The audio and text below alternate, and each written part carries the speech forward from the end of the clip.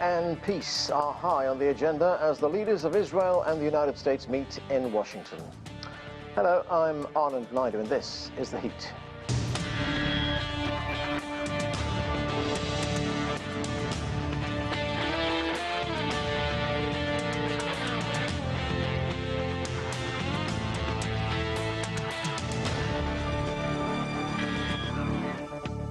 U.S. President Donald Trump welcomed Israeli Prime Minister Benjamin Netanyahu to the White House on Tuesday for his first in-person meeting with another world leader since returning to power 2 weeks ago. On the agenda, negotiations for the second phase of a ceasefire with Hamas, Iran's nuclear program, new U.S. arms shipments, and hopes for a deal to normalize relations with Saudi Arabia. For more now on the meeting, let's turn to CGTN's Nathan King. Nathan, great to have you with us. So, thank you. What are the most important issues that these two leaders will be talking about? Well, I mean, it's a really important time, not just the first visit of a leader of government, but essentially something to decide the future of the Middle East, not just for the next 4 years, but for decades to come. Remember, there was this amazing coming together, if you like, of the Trump and Biden administrations, Trump to be Biden then in power, to get this ceasefire of the 15-month war in Gaza over the line, this 6-week ceasefire, which seems to be holding. Hostages have been released, prisoners have been released, Gazans have been returning to their homes. But of course, we're about halfway through that 42 days, while Netanyahu is here for about a week, and essentially it's all about phase 2. Now, this is a real test for Trump, who obviously was very pro-Israel during his first administration, moved famously the U.S. Embassy from Tel Aviv to Jerusalem, helped usher in the Abraham Accords with Israel, basically having relations with Arab countries in the Gulf, North Africa, but the end prize, of course, was Saudi Arabia normalizing relations with Israel. That hasn't happened. So the administration essentially has to do a lot of things with Netanyahu. End the war, try and get Israel back on track to some sort of normalization with its neighbors, potentially with Saudi Arabia, and deal with the Palestinian question. The problem is Donald Trump has made statements today and before that go against any country in the Arab world that would agree with, essentially suggesting that the 2 million Gazans should not be in Gaza anymore. It's a building site, demolition site, and that they should be elsewhere. Egypt and Jordan have been suggested. Both countries said no way. And, you know, this is not even taking into the fact 70 years of UN resolutions, international law, and the like. And you can see that Benjamin Netanyahu was kind of smiling because he's got choices to make too. Remember, he's gone through with phase 1 reluctantly, domestic problems at home, mean that phase 2 and phase 3 a permanent end to the war, what to do with Hamas, and of course the situation in the West Bank, which is kind of been overlooked. But as you know, there's been increased pressure on the Palestinian Authority there, raids by Israeli military, settler violence. It really is a powder keg ready to go off. So essentially all this has to happen, you know, within the first month of the Trump administration. And given Trump's comments, maybe he hasn't got the political antennae yet of the nuance of what is needed going forward, especially when you suggest the removal, and I'm not saying forcible or not, of 2 million Palestinians from their homeland. Okay, thanks, Nathan. That's Nathan King reporting there from the White House. Well, there's much to talk about. Let's get to our panel. Barbara Slavin is a distinguished fellow with the Stimson Center's Middle East and North Africa program. Khodr Zaarour is a political science and international relations professor at North Carolina State University. Also with us is Dan Arbell. He's a scholar in residence at American University Center for Israeli Studies. And Khalil Jahshan is the executive director of the Arab Center right here in Washington, D.C. Thanks to all of you. Khalil Jahshan, you know, there was a news conference at the White House earlier on Tuesday in which the president said that his policy to resolve the conflict between the Israelis and the Palestinians is to expel 2 million Palestinians from Gaza into neighboring countries. Let's listen to some of what he had to say. It's a pure demolition site.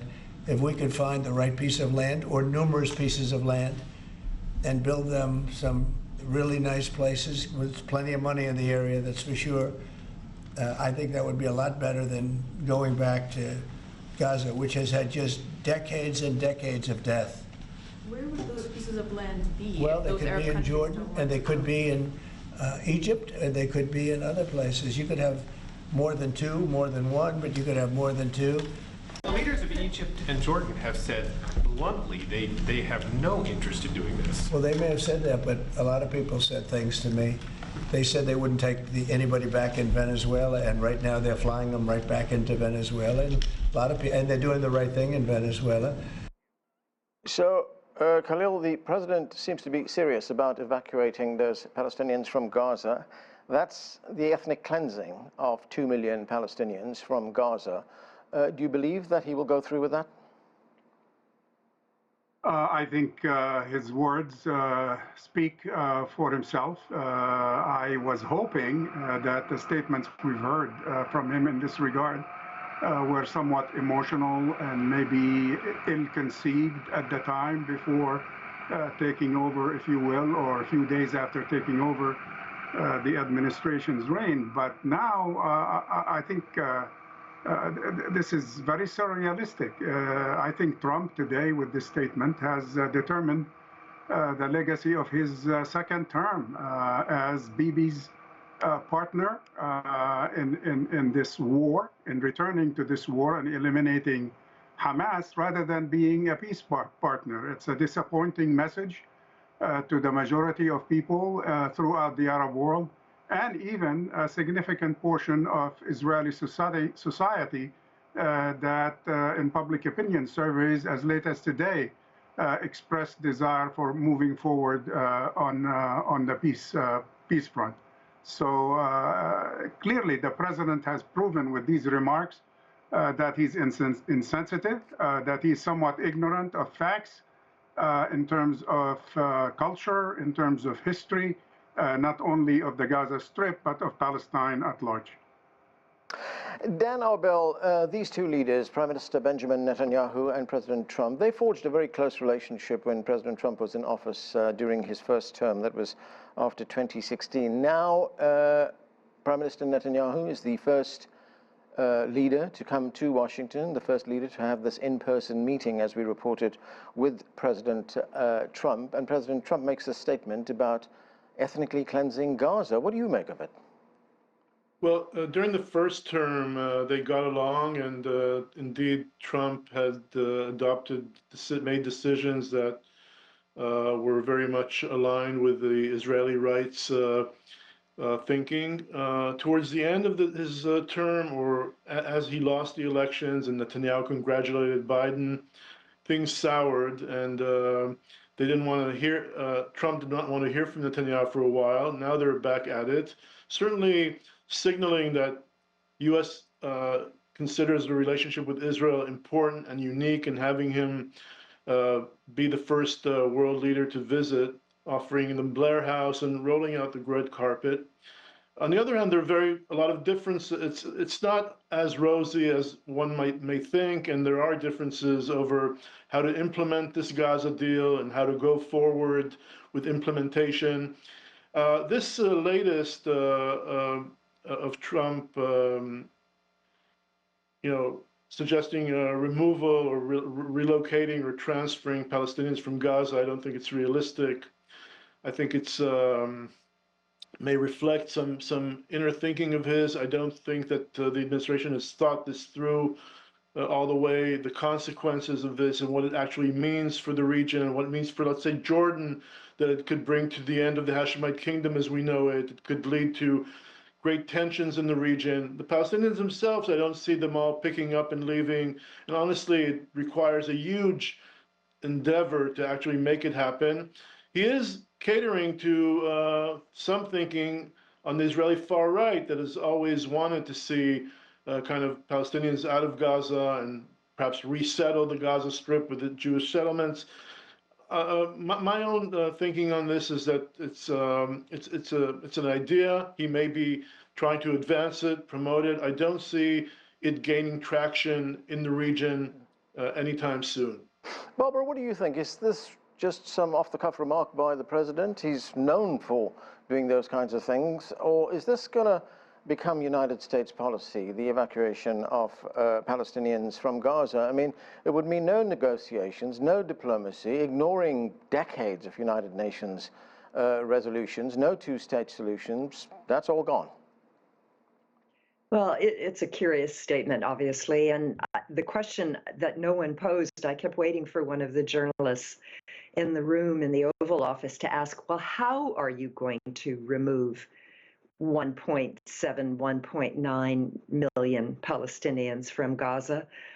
He seemed to imply that they would want to go, and we know that is not the case, that people there have lived through horror of the war and have shown that they want to go back, even if it's only to the rubble of their former homes. So who is going to do this ethnic cleansing?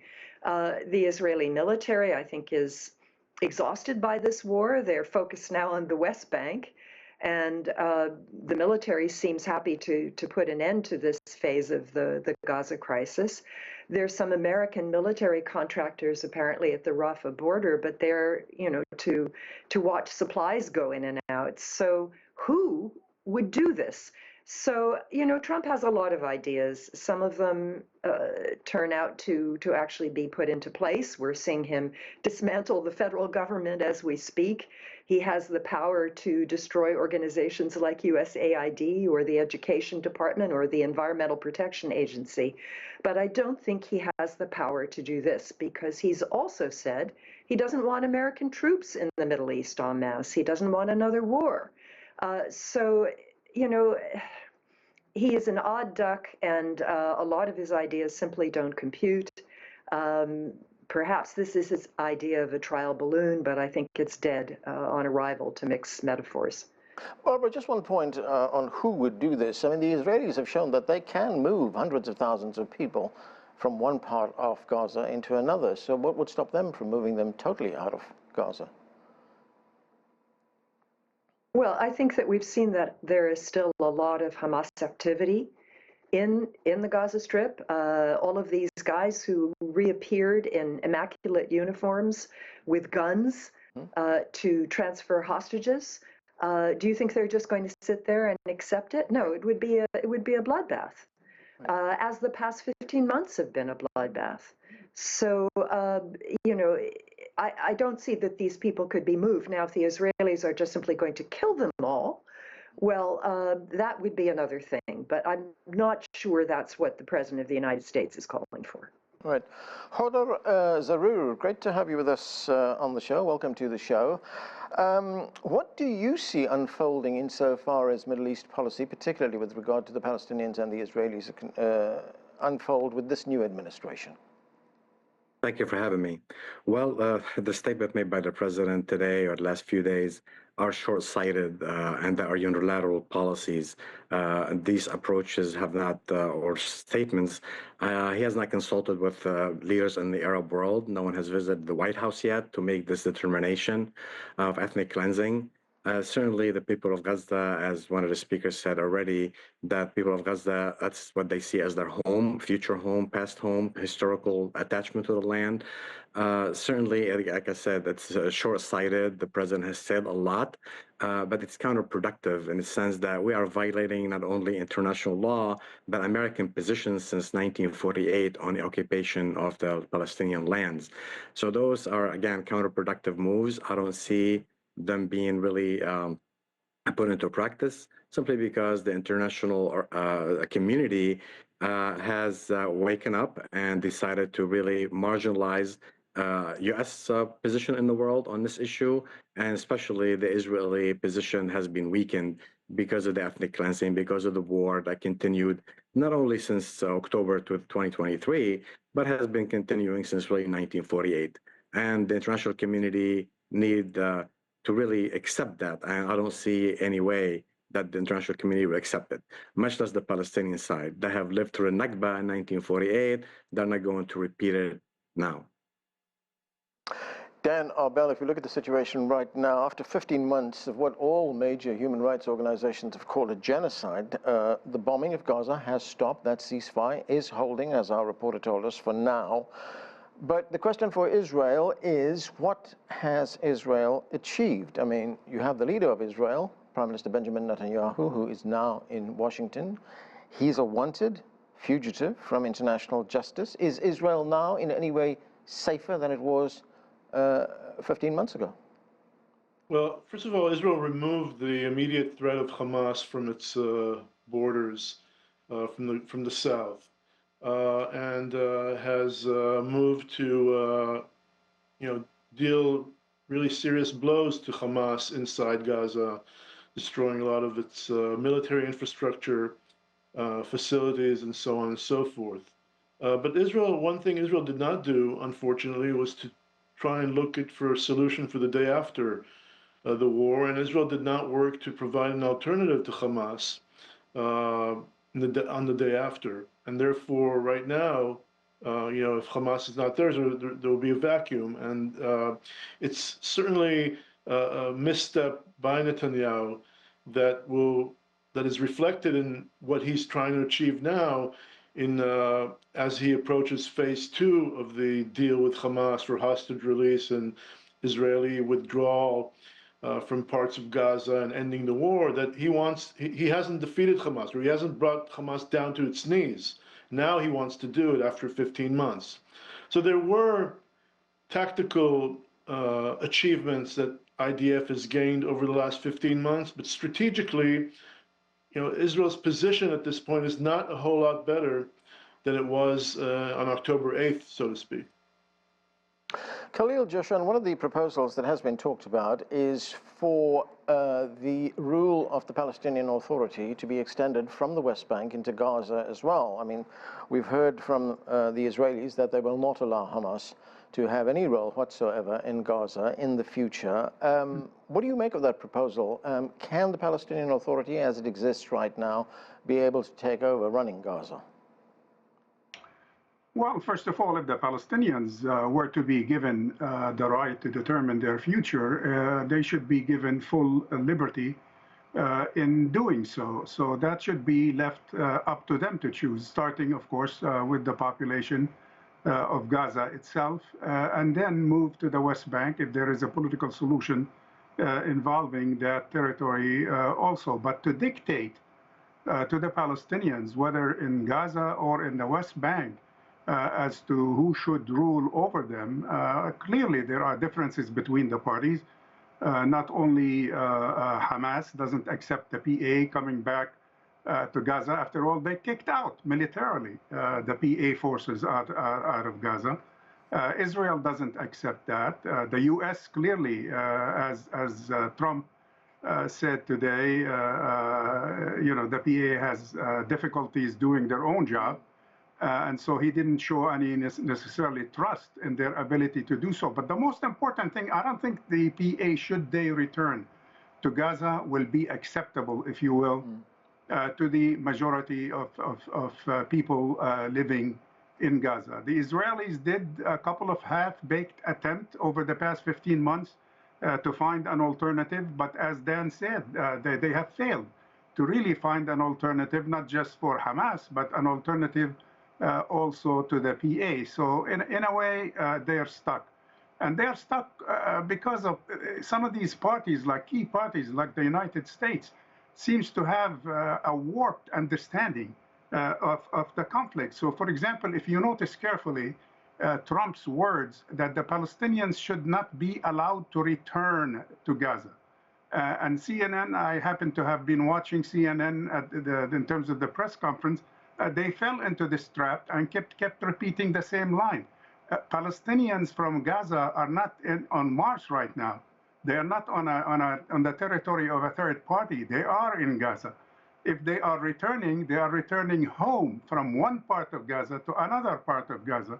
So they're not in transition internationally where they can somehow be put on trucks or ships and shipped somewhere. So there is something weird about the understanding. To me, it's reminiscent, like, how would Trump react if I were to basically tell you today that in light of the damage done in California by the fires over the past few months, maybe the population of California should not be settled or resettled in Pasadena, but they should be shipped to Japan. Barbara, you know, this doesn't appear to be some well thought out, well formulated policy towards the Palestinians and the Israelis, because at the same time that the president talks about expelling Palestinians from Gaza, he also talks about a sort of grand bargain where one would see Saudi Arabia establish diplomatic relations with Israel. These two countries would basically recognize each other. But the Saudis have said that there's one big condition that would be attached to that, and that is there has to be meaningful, serious negotiations towards a two-state solution. Do you see any scenario in which Saudi Arabia and Israel could basically establish relations on that basis? It's very difficult to see. I mean, I think the Saudis have been quite explicit about this. They've called what the Israelis have done in Gaza genocide. And you know, perhaps they might reach some sort of agreement with the United States. They seem to be seeking some sort of defense or nuclear agreement with the United States. But to recognize Israel would be an enormous step. So I'm not sure what sort of fantasy world Donald Trump is living in. He seems to think he can snap his fingers and anything he wants will take place. But as I pointed out, he has quite a bit of power, although not completely unchecked yet, in the United States. But I don't think he can dictate the reality overseas. And there may be something else going on. Perhaps this is some sort of olive branch to Netanyahu in return for the Israelis not bombing Iran. We haven't talked about Iran yet, but the president also talked about restoring maximum pressure, but he didn't seem very enthusiastic about it. And he's talked about a nuclear deal with Iran, which is, of course, something that Bibi doesn't want. So you know, you'd have to be inside his head to know what kind of mind games he is playing right now. He's had a very busy 2 weeks. What with threatening trade wars against Mexico and Canada, and grinding up the American bureaucracy. Yeah, Barbara, you mentioned Iran. The president did say, of course, that he wants to turn up the pressure on Iran. He's instructed the Treasury to increase pressure on the Iranians. To what end? Well, again, that's a good question. He has suggested in the last couple of weeks that he wants a deal whereby Iran would not be able to obtain nuclear weapons. But again, no details. As far as I know, no outreach yet to Iran. It's not even clear that there is a designated envoy, that Steve Witkoff is going to be that person, or they're going to have someone else deal with the Iranian nuclear file. So we are waiting to see if there will be the beginning of direct negotiations again between the U.S. and Iran. Right. Khodr, Zaarour, I'm going to turn to one of the other flashpoints in the region, and that's on the border of Lebanon and Israel. Israel has decimated most of the Hezbollah leadership, assassinated most of them. Does Hezbollah still remain a force in Lebanon, or has its power been seriously, severely degraded? Absolutely. I mean, Hezbollah has been weakened, you know, very much in the last few months. But however, it's still a potent force to reckon with in Lebanese politics.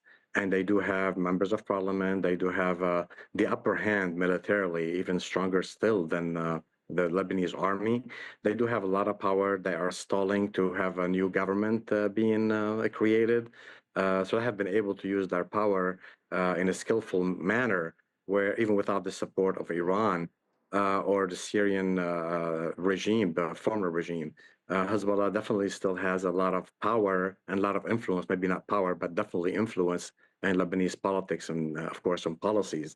Hezbollah has been in a position where the last few months has been on the defensive, but still, if it, you know, when push comes to shove, Hezbollah still has a lot of power, a lot of influence on at least their communities, the Shia community specifically. Right, Khalil, Jahshan, I've just got a couple of minutes left, and I want to talk about the second phase, phase 2 of the ceasefire agreement. What does that entail? Those negotiations have already started, in fact. Well, phase 2 was supposed to essentially resume negotiations to proceed with implementation of the ceasefire and to complete the exchange of hostages and prisoners between Israel and Hamas. The biggest disappointment in today's event, in this particular conference, is the fact that not only Mr. Trump allowed a convicted prime minister for first time in probably in history, an ally of the United States, convicted of personal crimes and international crimes, arrest warrant by the ICC, to be invited to the White House, but to be allowed to repeat that he had from the beginning, he said not one, not two, but three. I'm using his language. Yeah. 3 objectives, which is basically to deal a blow to Hamas, and he did up to a point militarily. And second, he said to return the hostages, and he has succeeded in returning about, as he put it, 70% of the hostages. But the third one is the most problematic. Basically, what he's saying is, I need to go back to totally demolish the military and political capabilities of Hamas. To me, that's not phase 3. That's a return to war. Yeah. So, we're claiming to be negotiating phase 2 and phase 3, but indeed we are basically negotiating a return to war. Dan Arbell, I've got 40 seconds. You get the last word here. Where does all of this leave Prime Minister Netanyahu domestically? That's the main thing here, Anand, what Khalil described and what we're all talking about. Netanyahu needs this for the sake of his coalition, and that's why he is signaling that he wants to go back to fight. That's why he's signaling he needs to bring Hamas down on its knees. And that's why he's also kind of acquiescing or not having a problem with the fact that Trump is promoting this idea of transferring Palestinians from Gaza elsewhere around the region. This is very helpful for him politically. And so to sustain this coalition, to maintain it, to maintain his rule for the next year and a half or 2 until the next elections, this is his plan, and he's capitalizing on it. Okay, that's where we have to leave it. Thanks to all of you for being with us. That's it for this edition of The Heat. I'm Anand Naidu in Washington, D.C.